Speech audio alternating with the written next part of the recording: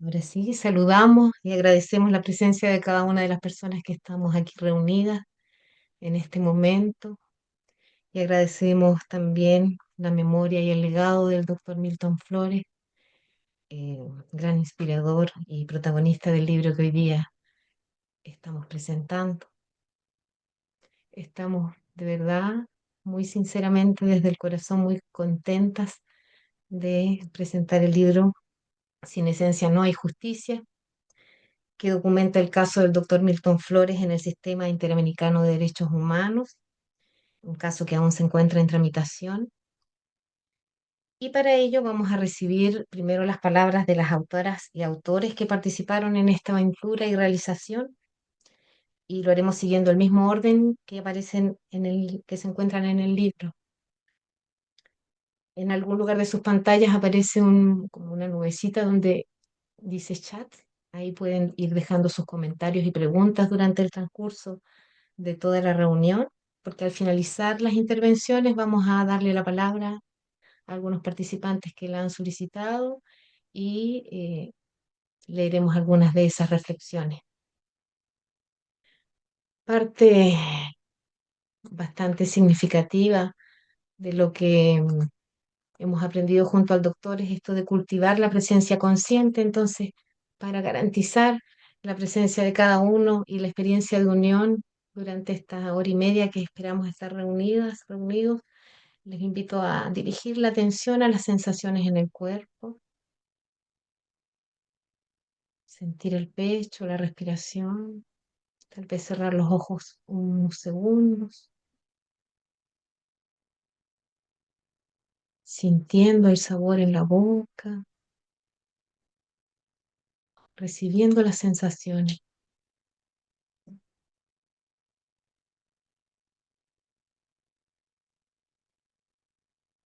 Acusado y condenado por cultivar cannabis en un contexto profesional, el caso del doctor Milton Flores interpela los límites entre justicia, libertad de conciencia y realización espiritual. Su denuncia ante la Comisión Interamericana de Derechos Humanos busca abrir camino a una comprensión más profunda del ser humano y sus derechos y deberes fundamentales. Este libro expone tanto los antecedentes de su caso como su pensamiento y legado, y presenta también las reflexiones y proyecciones de autoras y autores invitados. Creemos que el resultado es una obra lúcida y necesaria, Dejar mi, que enriquece y refresca seleccionar la una discusión cosa. pública en torno a la espiritualidad y el uso de anteógenos desde una perspectiva de derechos humanos. Y también, por Ahí cierto, aprieta de nuevo. el libro es una A muestra ver, de todo nuestro respeto y amor conectar la a quien cámara. fuera y de algún modo sigue siendo el director de Triagrama.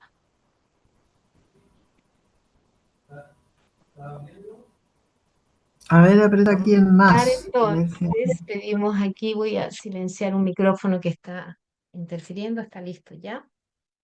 Vamos a partir entonces escuchando las palabras de las autores y autoras. En primer lugar, y en representación del trabajo colectivo que hicimos como equipo Triagrama, dejamos con ustedes a Paulina González, psicóloga de profesión y fundadora junto al doctor Flores allá por 1995 de Triagrama Instituto. Paulina, te escuchamos. Gracias, Gaby. Buenas tardes a todos. Este es un momento muy esperado por nosotras, la culminación de la realización de este libro, y es muy bonito poder verlos a todos ustedes que se han interesado en esta tarde en compartir este momento, en conocer este libro, en honrar la memoria del doctor y también en sumar una fuerza para que su caso pueda avanzar y también pueda avanzar el fondo de su mensaje. Como ustedes seguramente saben, el doctor falleció el 9 de mayo del 2023 sin conocer el resultado de su reclamación ante la Comisión Interamericana de Derechos Humanos.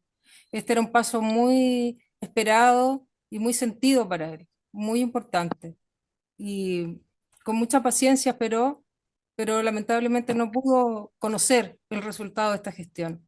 De manera que nosotros hemos querido seguir adelante y hemos podido seguir adelante junto con los abogados que lo representan y que ustedes van a escuchar luego en esta misma jornada, realizando una serie de acciones, entre ellas, sin duda, la más importante es la realización de este libro, que puede servir como un vehículo donde se encuentran los antecedentes de su caso, de su denuncia, y también su pensamiento, sus reflexiones, todo su legado y su propuesta.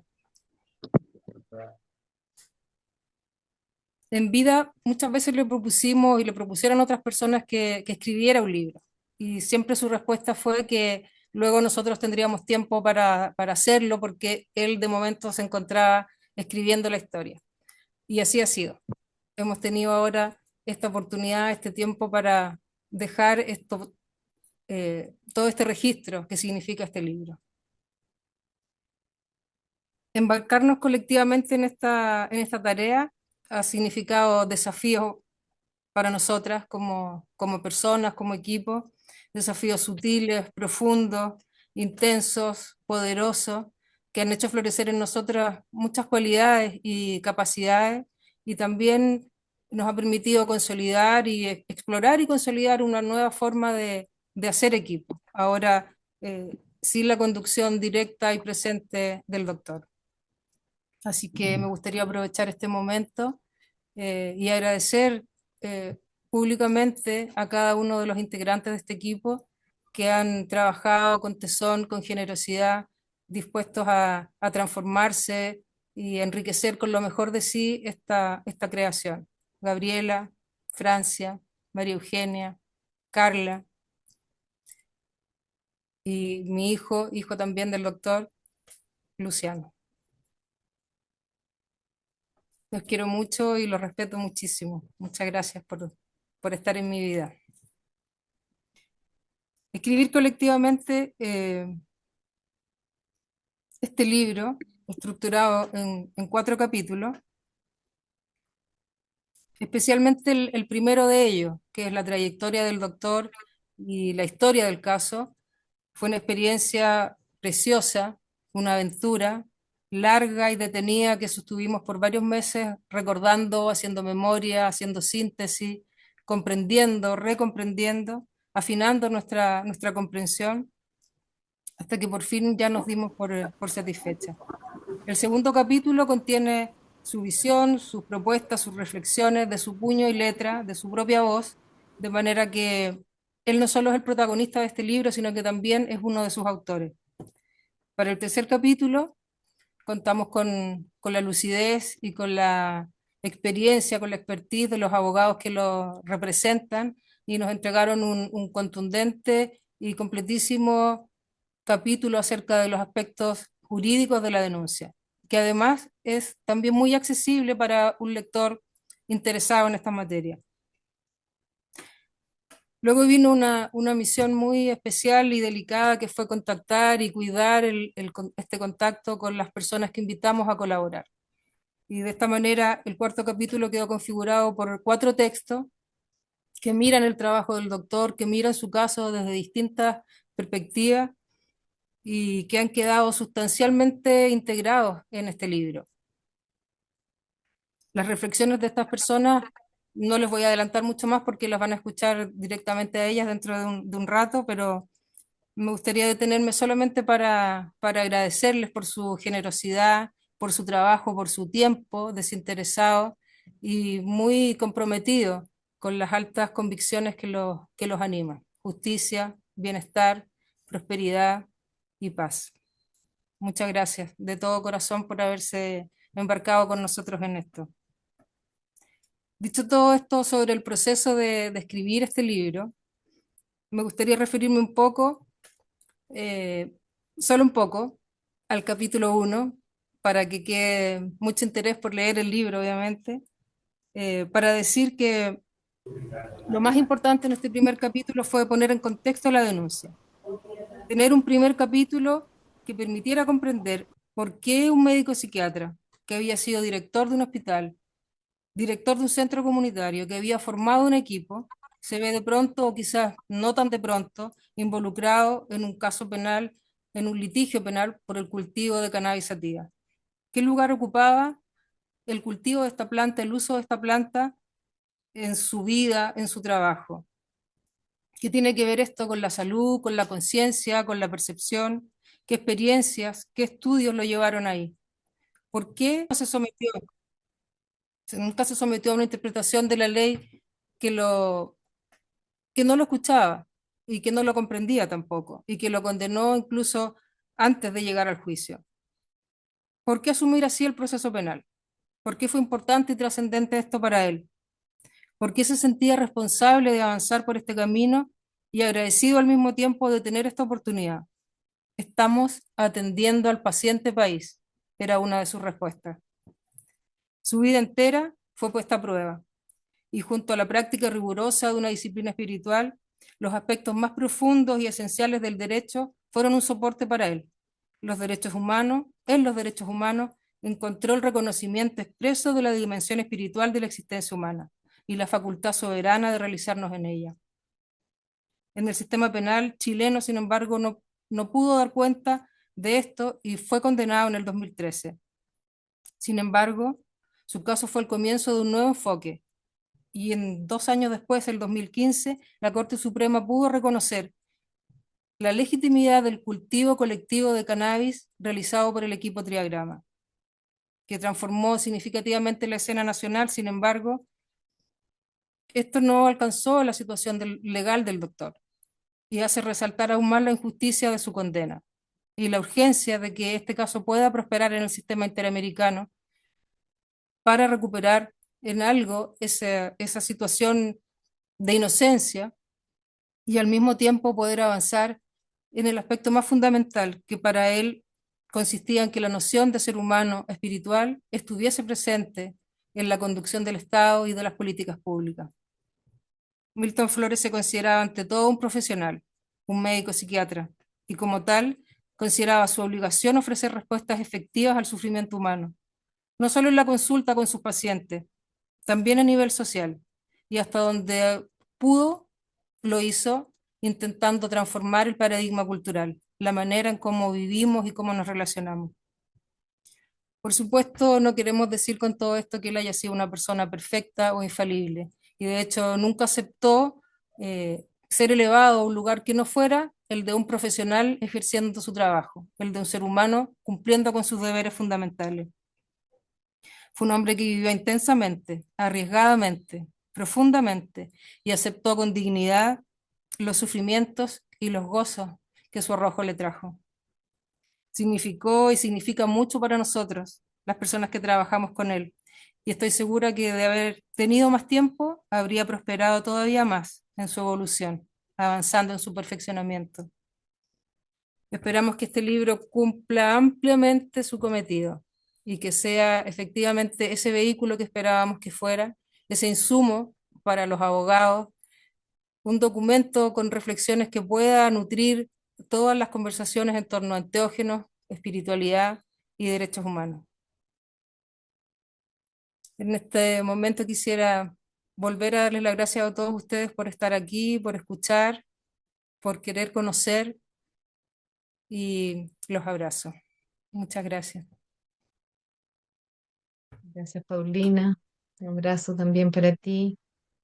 Tal como lo anticipaste, en el segundo capítulo quisimos poder plasmar una selección de textos escritos de puño y letra del doctor Milton Flores, que además se organizaron en torno a los derechos fundamentales que se establecen vulnerados y se informan en la denuncia.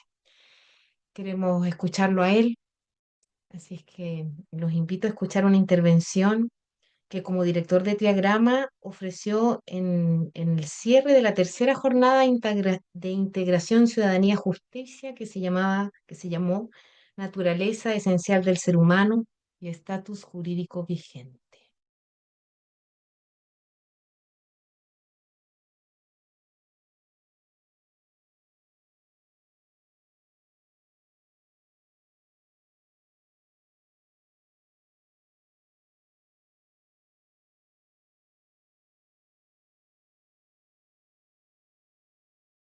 Esencial del ser humano y estatus jurídico vigente. Aquí no se trata ni de la marihuana ni del alcohol, se trata que nosotros somos seres humanos y que los seres humanos tenemos facultades, tenemos autonomía, tenemos la capacidad para poder decidir, ¿no? Todavía hay una lógica que es media perversa, que hacerse daño a uno mismo, o sea, hay una ilusión de que cuando uno se hace daño a sí mismo no le hiciera daño a los demás.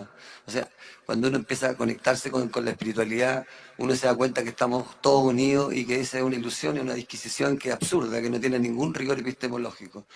Hay un salto que tiene que ver con recuperar, que es como profesional el objetivo nuestro. El problema que se planteó fue que la adicción a la sustancia pasa porque la cultura no promueve la actualización de la vida humana, no promueve el capital humano actualizado que nos permita salir victorioso del desafío de estar existiendo. Esa falta de habilitación es la que nos hace vulnerables a tener que buscar mecanismos de evasión para poder no tener que soportar la realidad, ¿no? Eso es lo primero. Aquí se trata de que nosotros somos seres humanos y parece absurdo estar reivindicando nuestra naturaleza, nuestra condición. Sin embargo, eso es así. Y eso, los resultados son justamente el fruto de una movilización en donde han habido seres humanos que han salido a cumplir sus deberes con la esencia. Nosotros hemos salido a decir que nosotros tenemos responsabilidades con nuestra vida espiritual y que para ese objetivo estamos usando la cannabis y otras sustancias, como otras prácticas también, ¿no? Y eso ha determinado, en un proceso de desarrollo, una esencialización de la relación entre el Estado y la comunidad. O sea, hoy día el Estado le salió gente al camino y los ciudadanos dijimos, momento, el Estado no llega hasta donde ustedes dicen que llega, llega hasta donde la ley dice que llega. Y eso ha sido como la cosa más interesante que hemos logrado hacer. Ponerle coto a esta vulneración legitimada básicamente por ignorancia, lo que hemos ido encontrando, ¿no? O sea, que no hay seres humanos que tengan asimilado en su conciencia que somos seres con una doble dimensión, tanto material como espiritual. O sea, aquí yo decir que la única manera de transformar las cosas es que más ciudadanos, así como en este caso han sido instituciones, los magistrados, la defensoría, la fiscalía, la Corte Suprema, están empezando a cumplir sus deberes institucionales con la esencia, cosa que no es una cosa así, una opción, o sea, es una obligación del Estado hacer eso. O sea, hay un cambio en la relación entre el Estado y la ciudadanía. Hay seres humanos que están sin temor saliendo a cumplir sus deberes esenciales y están contaminando virtuosamente a la institución. O sea, la cultura chilena ha conquistado un espacio cívico para el desarrollo de la espiritualidad. ¿Cuál es la proyección? En la medida que nosotros nos sigamos concertando, cumpliendo coherente y consecuentemente con nuestra responsabilidad frente a la esencia, es que esto se va a seguir irradiando y se van a seguir abriendo los espacios tal cual como ha estado sucediendo. La invitación es a eso. Yo quiero insistir en que pongamos el énfasis en valorar lo que sí se ha logrado y no sigamos quejándonos tanto de lo que falta por hacer, ¿no? Cuando uno escucha quejas, claro, habitualmente allí lo que se echa de menos es una actualización de ese que se queja, un poquito más, porque en ese momento se da cuenta que en realidad más vale cultivar lo que está por desarrollarse que lo que no quiere desarrollarse. No seguir tratando de convencer al que no quiere escuchar. O sea, esto no es un debate, esto ha sido un encuentro concertado de sintónicos.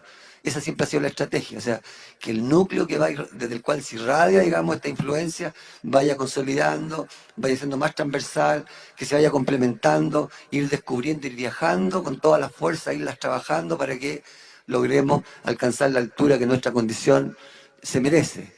Nosotros somos profesionales de la salud y nos parece fundamental para cualquier evolución en la cultura que el ser humano con el que se trabaje sea el ser humano que está en la ley. No estamos pidiendo ningún favor, estamos exigiendo que la ley se cumpla, que la interpretación correcta de la ley sea la que opere en todos los espacios de la cultura chilena.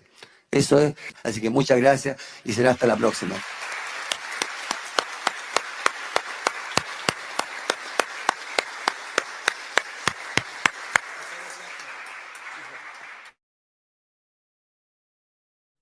Y en eso estamos concertándonos nuevamente, reuniéndonos en pos de lo más esencial, de lo fundamental, que es ejercer nuestro deber también como ciudadanos de instalarnos a exigir el respeto de los derechos, pero como un deber profesional, como él siempre lo asumió y los que estamos aquí también lo hemos vivido así, gracias a esa inspiración.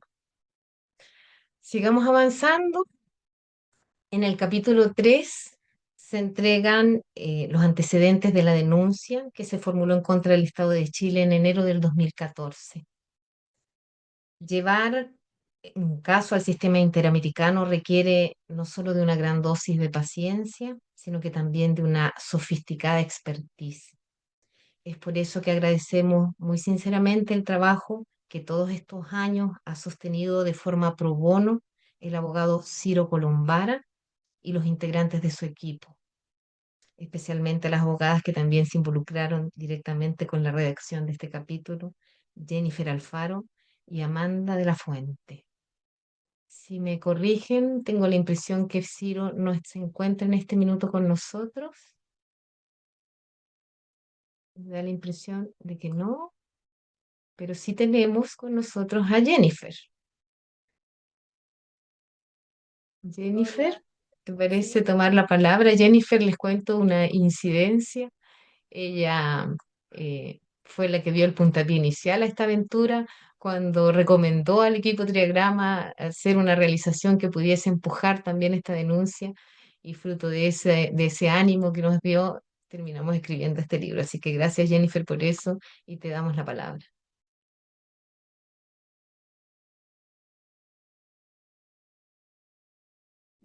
Muchas gracias, Gabriela.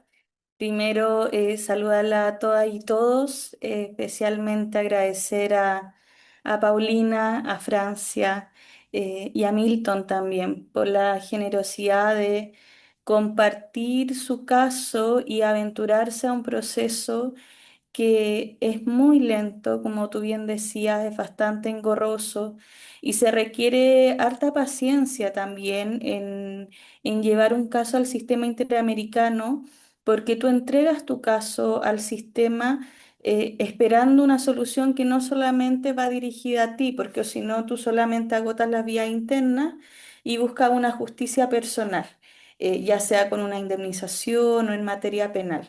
Pero cuando te aventuras al sistema interamericano, estás dando cuenta que existe una violación de derechos humanos que tú quieres que se reivindique no solamente para ti, sino que desde una mirada integral y expansiva, que existan cambios estructurales, que traigan consigo reformas y en este caso un bienestar y una mirada desde otra perspectiva de ciertos derechos que en el caso de Milton le fueron conculcados, pero también que invita a que nos volvamos a dar una claridad respecto de cuáles son los límites a ciertos derechos que hoy en día a nivel nacional tenemos más limitados, como por ejemplo la libertad de conciencia.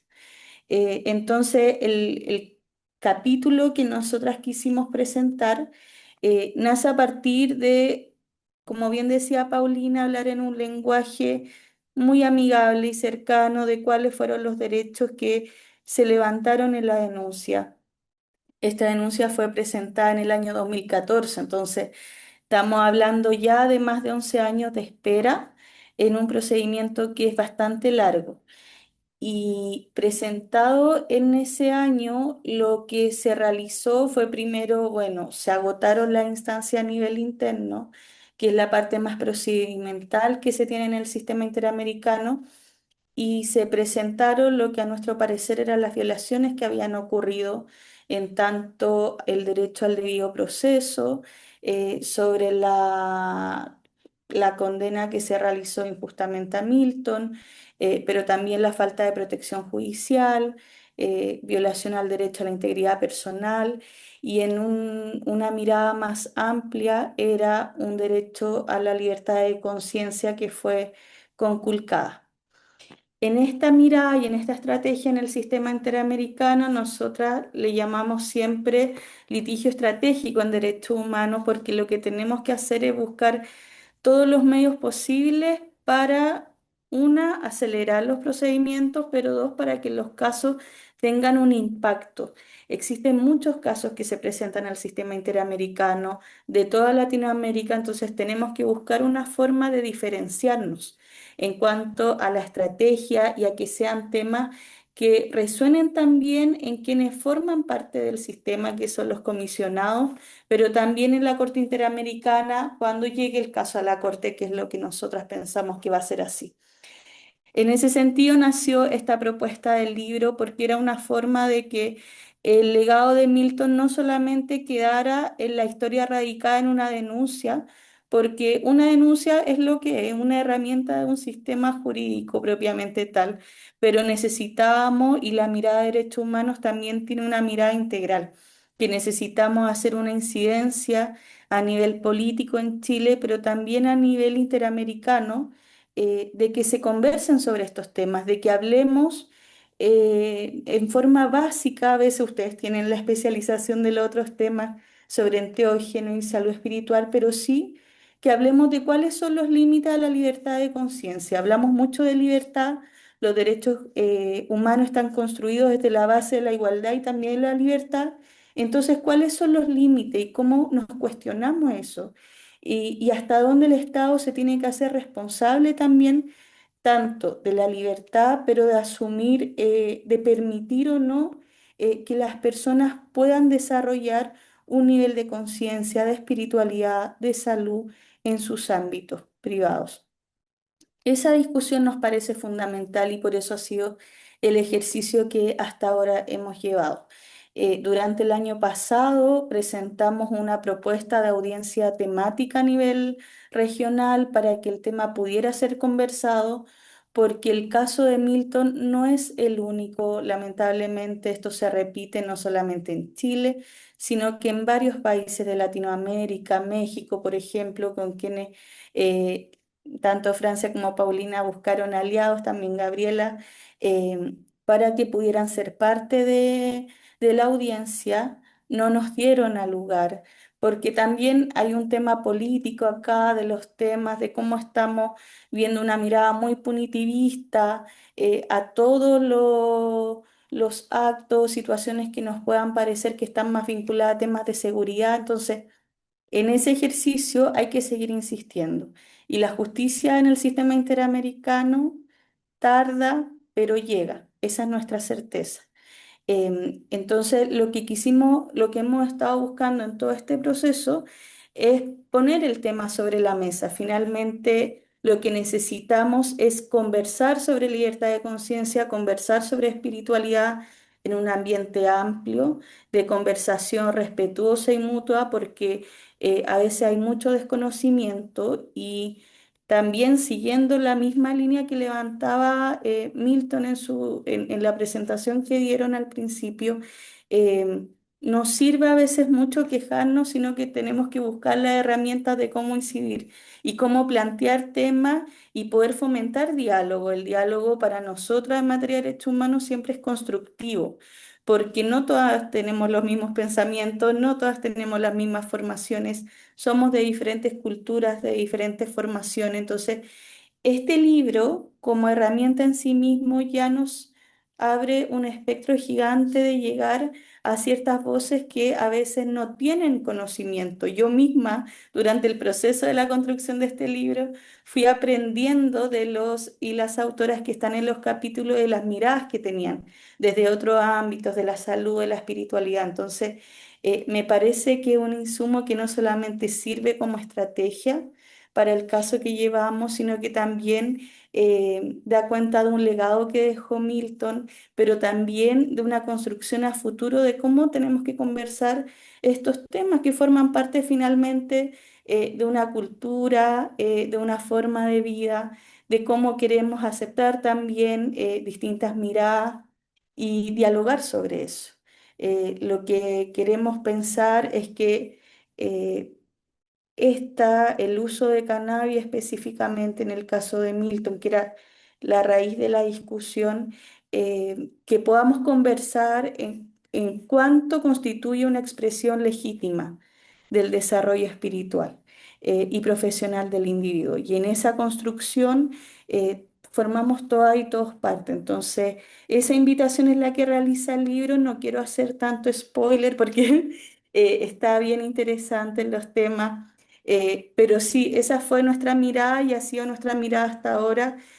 Ciro, desde que tomó el caso y también que se ha ido manejando hasta ahora, siempre ha estado una percepción de honrar el legado de Milton hasta ahora, pero no solamente su legado, sino que con una mirada a futuro. Acá nosotros el sistema interamericano permite garantías de no repetición, que es que no se vuelvan a repetir violaciones que ya han ocurrido, pero también medidas estructurales.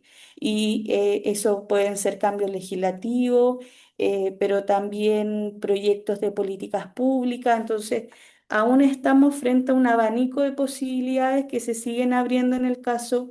En este caso, el 2023, este caso avanzó en el sistema interamericano, que es algo que ocurre al 5% de los casos en el sistema. Entonces, es una excelente respuesta que nos permite respirar un poco y seguir con paciencia trabajando en el caso de Milton y seguir sacando documentos como este libro maravilloso que me imagino que todas y todos tienen en sus manos. Así que muchas gracias por dejarme participar en este encuentro y también por permitirme seguir representando a Milton. Muchísimas gracias, Jennifer, por tus palabras, por tu presencia, por tu trabajo, por tu claridad, por esa disposición también a ir aprendiendo y nutriéndote con el trabajo conjunto. Muy sinceramente, muchas gracias.